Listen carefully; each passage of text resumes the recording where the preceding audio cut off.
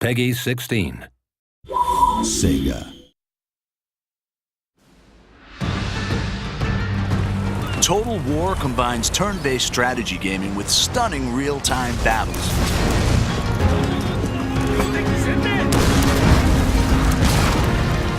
Players take command of nations, armies, and generals as they battle for ultimate victory.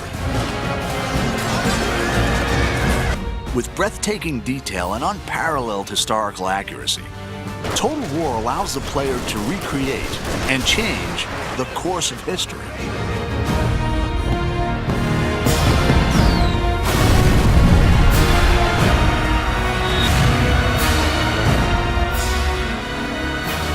In 2011, the award-winning Shogun 2 offered new AI, streamlined controls, and a host of multiplayer features. In the Fall of the Samurai standalone expansion, the Creative Assembly have created the largest expansion pack ever for a Total War game. It's taken us into areas we've never been to before with Total War. It's getting closer and closer to the modern era.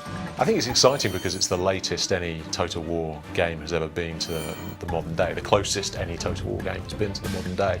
And with that brings a lot of really interesting different game features, a lot of scope in terms of how fast the game moves and how quickly your armies are deployed across the map, how many different types of units are available. Set 300 years later than the original game, The Fall of the Samurai sees the clash of traditional samurai culture with the explosive power of the early modern world. It's the late 19th century, which means that it's got some of the most advanced technology seen in the Total War game. So you've got torpedo ships, off-field artillery, all that kind of stuff that actually makes it feel quite different from particularly Shogun 2, which is obviously set in the 16th century.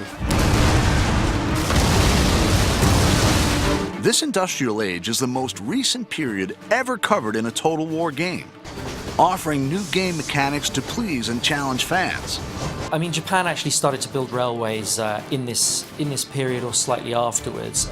Railways on the campaign map have quite an important strategic influence in that they allow you to move armies incredibly quickly.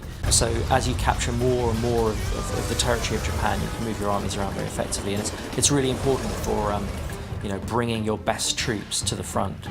Fall of the Samurai doesn't require the original Shogun 2 game, and easy-to-follow tutorials will show new players how to command the action.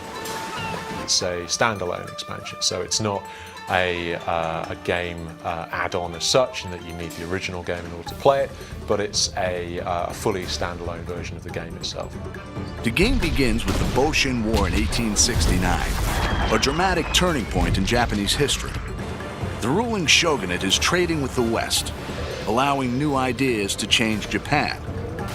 Growing unrest ignites rebellion, which threatens to overthrow the shogun and restore the emperor to power for the first time in 600 years. The shogunate had ruled Japan for hundreds of years, since the time of Shogun 2. But people were getting more and more agitated as the shogunate kind of opened up Japan to foreign influence. And so there was a movement called Revere the Emperor, Expel the Barbarians. And it eventually sort of boiled up into full-blown rebellion where whole domains rise up and try and overthrow the shogunate. The player chooses a clan and decides whether to remain loyal to the shogun or to fight for the emperor. Every clan has their own unique strengths and challenges, civilian, diplomatic, or military.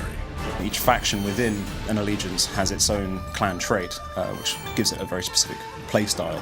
Like you might have one who is more open to modernization or trade, in which case they'll have access to cheaper modern units, more money from trade with Western powers, or you may have some who are just the opposite. In the next trailer, we'll find out how the campaign and the real-time battles have been reimagined and redefined.